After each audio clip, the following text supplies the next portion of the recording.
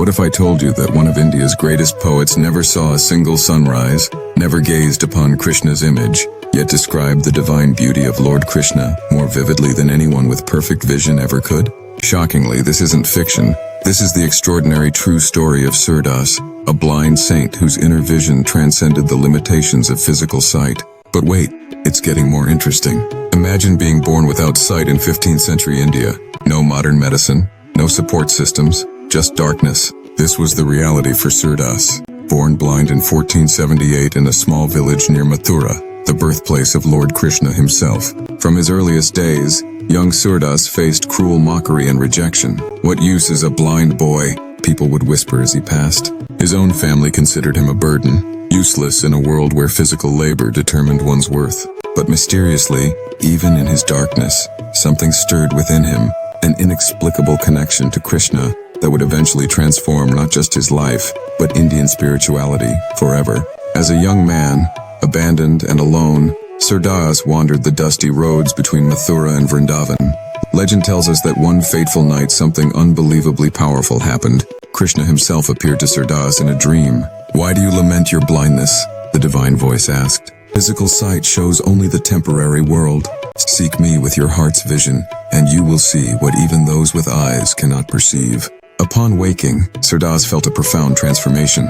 He realized that his blindness wasn't a curse. It was a blessing that allowed him to turn his vision inward, away from worldly distractions. But wait, it's getting even more profound. Surdas made an astonishing decision. He would dedicate his entire life to singing the praises of Krishna, with no formal training, no written texts to read. Relying solely on oral traditions and his extraordinary memory, he began composing poems and songs that would eventually number in the thousands. His compositions, collectively known as the Sur Sagar, or Ocean of Melody, describe Krishna's childhood pranks, his divine play with the gopis, and the intense devotion of Radha with such vivid detail that listeners were mystified. How could someone who had never seen anything describe colors, expressions, and scenic beauty with such precision?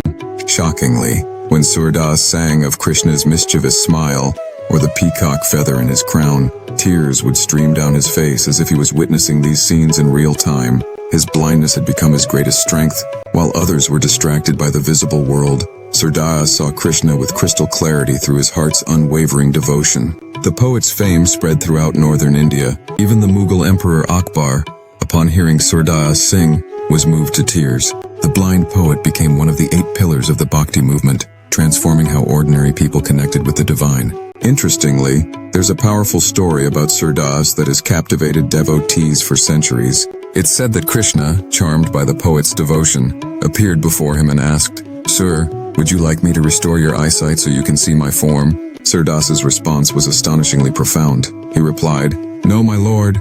These physical eyes would distract me from seeing you with my heart. I fear that if I gain worldly vision, I might lose my divine sight." But wait, the story takes an even more remarkable turn.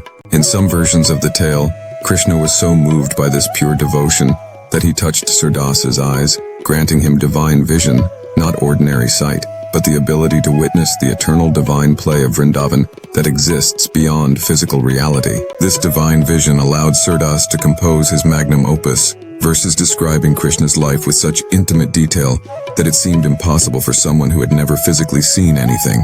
His poetry brought listeners to tears, evoking emotions so powerful that people claimed to experience Krishna's presence when Surdas sang. What makes Surdas truly extraordinary isn't just his poetry, it's what his life teaches us about perception. In a world increasingly obsessed with appearances, Surdas reminds us that the deepest truths are invisible to the eye. His blindness wasn't a limitation but a doorway to deeper perception. While others were distracted by the visible world's illusions, Surdas developed a vision that penetrated to the essence of reality. Mysteriously, the man who never saw a sunset could describe the divine beauty of Krishna with such vividness that listeners felt they were standing in Vrindavan, witnessing Krishna's divine play firsthand. Surdas lived well into his 80s, composing thousands of devotional songs. Even in his final moments, it's said that he was singing to his beloved Krishna. His last words were reportedly a beautiful verse, expressing his yearning to unite with the divine. His legacy lives on, not just in his poetry, but in how he transformed disability into extraordinary ability, darkness into divine light, and separation into the deepest connection with God. Today, over 500 years later, Surdas's bhajans still resonate in temples across India. His story challenges us to question, what do we truly see when we look at the world? Are our eyes showing us reality, or are they limiting our perception? If you are moved by the story of Surdas, do comment Jai Shri Krishna, and for more such Vedic wisdom, do like, share, and subscribe. Spreading our Sanatan Dharma is important for everyone from a child to the elderly.